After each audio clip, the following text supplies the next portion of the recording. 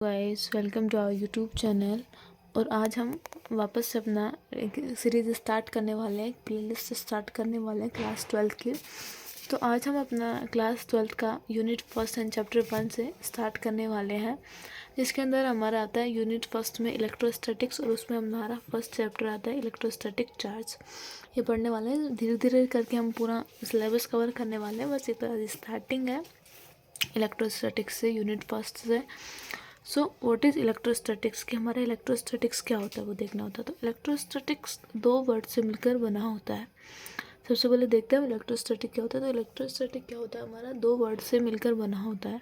पहला तो होता है उसमें इलेक्ट्रो, सेकंड होता है स्टैटिक। इलेक्ट्रो मीन्स की चार्ज, इलेक्ट्रो मीन्स क्या होता है, चार्ज होता है। And static means, electro means तो क्या होता है, इलेक्ट्रो मीन्स तो होता है हमारा चार्ज। इलेक्ट्रो मीन्स हमारा क्या होता है, चार्ज होता है। एंड स्टैटिक मीन्स होता है हमारा रेस्ट। तो रेस्ट मतलब कि जब हम पढ़ रहे हैं इलेक्ट्रोस्टैटिक्स, दैट मीन्स कि जब तक हमारा कोई भी जो चार्ज है वो रेस्ट पर है, उसकी स्टडी करने वाले हैं। बिकॉज ऑफ यहाँ पे हमारा कोई भी करंट फ्लो नहीं हो रहा है, हम ओनली स्टैटिक चार्ज के बारे में पढ़ने वाले हैं। और यदि कोई चार्ज के अंदर जब मूविंग करने लग जाता है, जब कोई हमारा चार्ज मूव करने लग जाता है, तो उसके अंदर क्या आ जाता है, करंट आ जाता है। चार्ज यदि मूव करेगा तो वहाँ क्या होगा, करंट फ्लो होगा।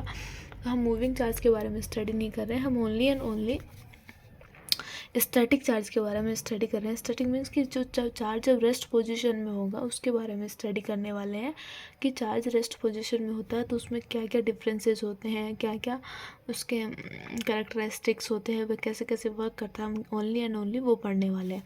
तो स्टडी ऑफ चार्ज, तो हम इसको पूरे को कवर कर सकते हैं, study of charge of rest. कि हम इस चैप्टर में जब चार्ज हमारा जब रेस्ट पे होगा, रेस्ट कंडीशन पे होगा, तब हम तब चार्ज में क्या क्या चेंजेस होते हैं, क्या क्या उसके कैरेक्टरिस्टिक्स होते हैं, वो सब चीज़ें हम उसके अंदर पढ़ने वाले हैं। तो सबसे पहले हम देखते हैं कि व्हाट इज़ चार्ज, चार्ज क्या होता है वो देखने वाले हैं हम कि चार्ज क्या होता है। कि चार्ज क्या होता है, एज एक एनर्जी फॉर्म होती है जो कि एक बॉडी से दूसरी बॉडी के अंदर ट्रांसफ़र होती है। चार्ज क्या होती है, it is a energy form which is transfer from one body to another body.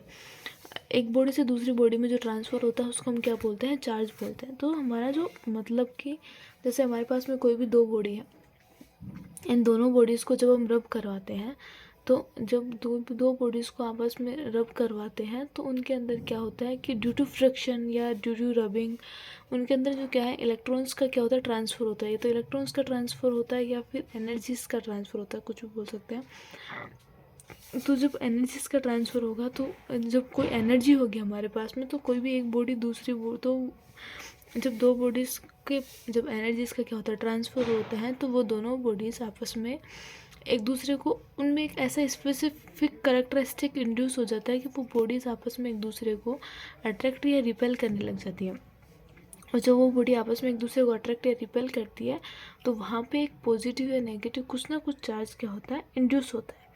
So charge क्या होता है, definition of charge, it is energy posed by body by virtue of which it will show attraction और repulsion. कि जब भी दो bodies होती है, उनकी जब एनर्जी एक दूसरे के अंदर ट्रांसफ़र होती है, तो वो क्या है, या तो अट्रैक्ट करने लग जाती है एक दूसरे को या फिर रिपेल करने लग जाती है। वो हम आगे देखने वाले हैं अट्रैक्ट और रिपेल कैसे करती है।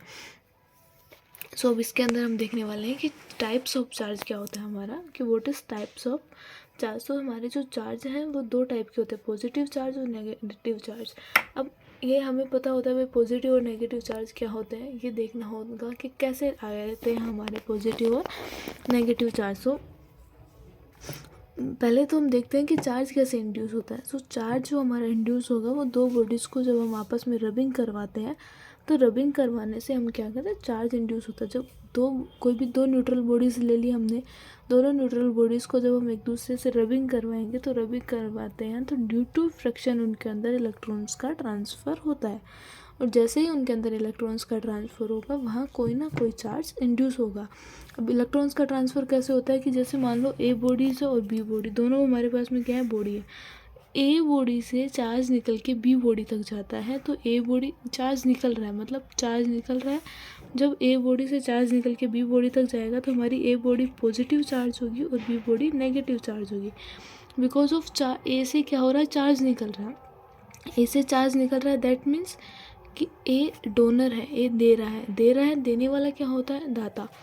देने वाला हमेशा बड़ा आदमी होता है, तो ए क्या हो जाएगा, पॉजिटिव हो जाएगा। बी क्या है, ले रहा है, चार्ज ले रहा है, मतलब बी ले रहा है। लेने वाला क्या होता है, कर्जदार है, ऐसे हिंदी में बोले तो लेने वाला छोटा बन जाता है, तो बी क्या होगा, हमारा नेगेटिव हो जाएगा।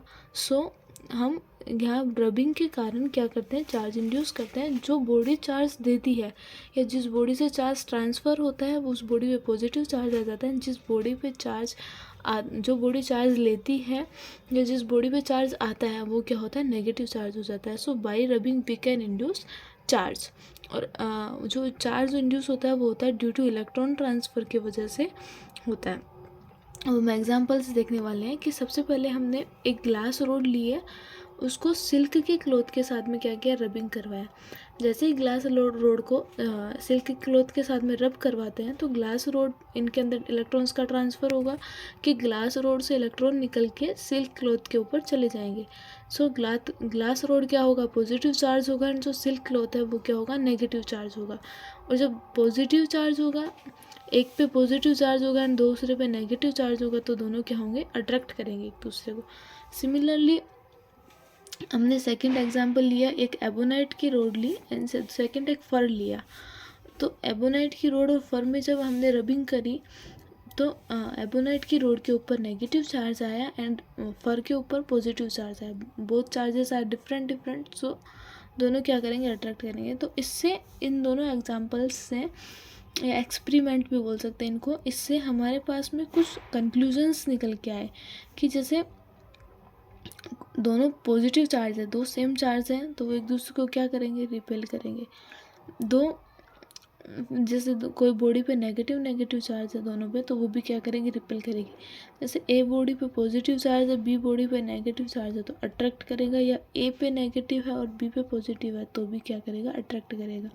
सो इससे हमारे पास में एक कंक्लूजन आता है कि जो सेम चार्ज है उनको हम सिमिलर चार्ज बोल सकते हैं, और जो डिफरेंट चार्ज है हम उनको नॉन सिमिलर बोलेंगे। और जो सिमिलर चार्ज को हम लोग लाइक चार्ज का नाम देते हैं, और जो सिमिलर नहीं है उनको हम अनलाइक चार्ज का नाम देते हैं।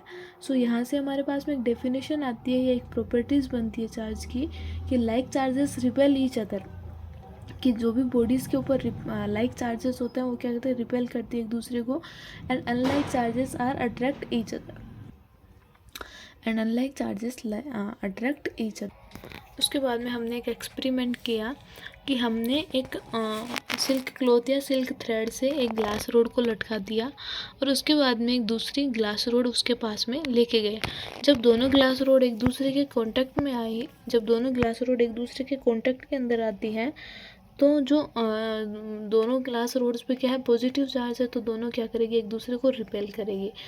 सिमिलरली हमने सेकेंड एक थ्रेड लिया, वही सिल्क वाला, और सिल्क वाले थ्रेड से एक ग्लास रोड को लटका दिया, एंड सेकेंड एक एबोनाइट की रोड को लटका दिया, उसके पास में लाए। जब दोनों रोड को एक दूसरे के कांटेक्ट में आए तो वो एक दूसरे को क्या करे, अट्रैक्ट कर रही है। दैट मीन्स हम यहाँ पे हमारे एक्सपेरिमेंट प्रूव हो रहे हैं, और हम यहाँ पे कह सकते हैं कि like charges repel each other and unlike charges attract each other. उसके बाद में हम देखते हैं यूनिट ऑफ चार्ज, कि हमारे चार्ज की यूनिट क्या है। सो चार्ज की यूनिट होती है कूलाम। एसआई जो यूनिट होती है चार्ज की एसआई यूनिट को हम बोलते हैं कूलाम। चार्ज की एसआई यूनिट को कूलाम बोलते हैं, और जो सीजीएस यूनिट होती है वो हमारी क्या होती है, स्टेट कूलाम होती है। अब एसआई एंड सीजीएस यूनिट आप लोगों को डिफरेंस पता होगा कि एसआई यूनिट में हम एमकेएस सिस्टम को मानते हैं, और सीजीएस यूनिट में सेंटीमीटर ग्राम सेकेंड सिस्टम होता है, और एमकेएस में मीटर किलोग्राम सेकेंड का सिस्टम होता है। तो हम इस अकॉर्डिंग हम 1 कूलाम की डेफिनेशन बता सकते हैं कि जो 1 कूलाम हमारा जो 1 कूलाम चार्ज की जो वैल्यू होती है वो वैल्यू 3 × 10⁹ स्टेट कूलाम के इक्वल होती है। उसके बाद में हमारा जो चार्ज होता है, चार्ज में क्या होता है, ओनली मैग्नीट्यूड होता है। चार्ज के अंदर ओनली मैग्नीट्यूड होता है, इसमें कोई डायरेक्शन नहीं होती है। सो हमारा चार्ज क्या होता है, चार्ज हमारा एक स्केलर क्वांटिटी होता है। Charge is not a vector quantity, charge is a scalar quantity because it has only because it has only magnitude, direction यहाँ नहीं होती है, डायरेक्शन यहाँ इंक्लूड नहीं होती है, ओनली मैग्नीट्यूड होता है. सो ये only and only scalar quantity होती है. उसके बाद में जो चार्ज की जो डायमेंशन होती है, so what is formula of dimension, हम कैसे निकालते हैं, फॉर्मूला से निकालते हैं, क्लास 11th में आता है. सो सबसे पहले हम देखते हैं कि what is formula of charge. So current का फॉर्मूला देखते हैं. चार्ज को निकालने से पहले हम करंट का फॉर्मूला देखेंगे कि करंट क्या होता है. Current is equals to charge upon time. So charge is equals to current into time. And what is current को हम एम्पियर से लिखते हैं. करंट का यूनिट एम्पियर होता है एंड टाइम का यूनिट टी होता है. सो चार्ज की जो डायमेंशन है वो होगा हमारा एम्पियर 1 टाइम A1 T1. ये हमारा क्या होता है, चार्ज की डायमेंशन होती है A1 T1. उसके बाद में हम देखते हैं कि what is applications of charge, कि हमारे चार्ज का क्या क्या एप्लीकेशंस है.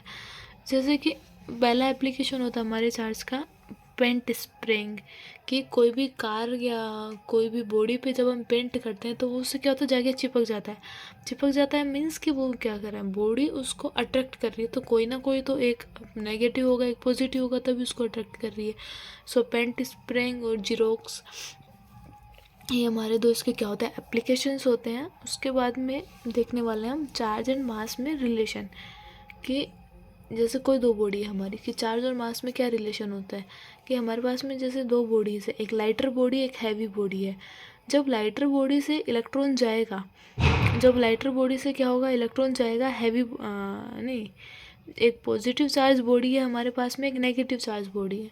जब पॉजिटिव चार्ज बॉडी से इलेक्ट्रॉन निकल करके जब नेगेटिव चार्ज बॉडी के ऊपर जाएगा, तो जब जब पॉजिटिव चार्ज बॉडी से इलेक्ट्रॉन निकलेगा, जब यहाँ से इलेक्ट्रॉन निकलेगा और यहाँ पे क्या होगा, इलेक्ट्रॉन आएगा, तो इलेक्ट्रॉन निकलेगा मीन्स कि इसका कुछ ना कुछ वेट भी कम होगा. इलेक्ट्रॉन निकलेगा तो भाई ये वाली बॉडी का क्या होगा, वेट भी कम होगा. और यहाँ इलेक्ट्रॉन आ रहा है मतलब यहाँ पे क्या हो रहा है, वेट इंक्रीज हो रहा है. यहाँ पे वेट डिक्रीज़ हो रहा है, यहाँ पे वेट क्या हो रहा है, इंक्रीज़ हो रहा है. दैट मीन्स कि ये वाली बॉडी क्या हो रही है, लाइटर हो रही है, ये वाली बॉडी क्या हो रही है, हैवी हो रही है. सो इसका मतलब है हम ये कह सकते हैं कि जब भी कोई बॉडी से इलेक्ट्रॉन ट्रांसफ़र होता है, तो इलेक्ट्रॉन ट्रांसफ़र होता है या फिर चार्ज ट्रांसफ़र होता है, तो उसके साथ साथ में क्या होता है, मास भी ट्रांसफ़र होता है. बिकॉज ऑफ यहाँ से जब यहाँ से एक इलेक्ट्रॉन निकल रहा है बाहर और यहाँ पे एक इलेक्ट्रॉन आ रहा है, तो यहाँ पे एक इलेक्ट्रॉन का वेट कम होगा एंड यहाँ पे एक इलेक्ट्रॉन का वेट बढ़ रहा है. सो जब इलेक्ट्रॉन जा रहा है मतलब कि चार्ज ट्रांसफ़र हो रहा है. तो जब भी कोई बॉडी से चार्ज ट्रांसफ़र होता है तो वहाँ पे क्या होता है, मास भी ट्रांसफ़र होता है. उसके बाद हम देखते हैं कि चार्ज ऑफ इलेक्ट्रॉन कितना होता है, -1.6 into 10⁻⁻19 coulomb. Charge of proton +1.6 into 10⁻⁻19 coulomb. Mass of proton is equals to 1.67 into 10⁻⁻27 kg. And mass of electron is equals to 9.1 into 10⁻31 kg. That means कि mass of proton is greater than mass of electron. यहाँ मतलब कि mass of जो proton है वो क्या है, बड़ा है किससे, मास ऑफ इलेक्ट्रॉन से. दैट मीन्स कि -27 is greater then -37. That means mass of proton is greater than mass of electron. इसका मतलब ये है कि जब हम कोई बॉडी से रबिंग करते हैं, जब भी हम कोई दो न्यूट्रल बॉडीज़ को रब करते हैं, तब ओनली चार्ज इलेक्ट्रॉन ही क्यों ट्रांसफ़र होता है. इसका सबसे बड़ा कारण यही है कि चार्ज इलेक्ट्रॉन के जो मास है वो क्या होता है, कम होता है. तो इलेक्ट्रॉन का जब मास कम होता है तो कम मास वाला चार्ज ही क्या होता है, ट्रांसफ़र होता है. सो जैसे कि हल्के कोई तूफान वगैरह आता है तो कम वेट वाले लोग ही तो हवा में जाते हैं ना, ज़्यादा वेट वाले थोड़ी ना हवा में उड़ते हैं. सिमिलरली कि यहाँ पे क्या है, इलेक्ट्रॉन का मास कम है. सो इलेक्ट्रॉन का मास कम है मतलब कि इलेक्ट्रॉन ही पहले ट्रांसफ़र होगा ना, प्रोटॉन थोड़ी ना होगा. इसीलिए इसका कारण यही है कि जो रबिंग में जो हमारे इलेक्ट्रॉन ट्रांसफ़र होता है, इसका सबसे बड़ा कारण यही है कि mass of electron less than mass of neutron, mass of proton. इनसे क्या होता है, कम होता है. इस वजह से रबिंग में ओनली इलेक्ट्रॉन ही ट्रांसफ़र होता है. सो गाइज़, आज की वीडियो में हम इतना ही देखने वाले हैं. आगे वीडियो पसंद आए तो लाइक शेयर एंड सब्सक्राइब ज़रूर करना. आगे का पार्ट नेक्स्ट वाली वीडियो में. Thank you so much guys.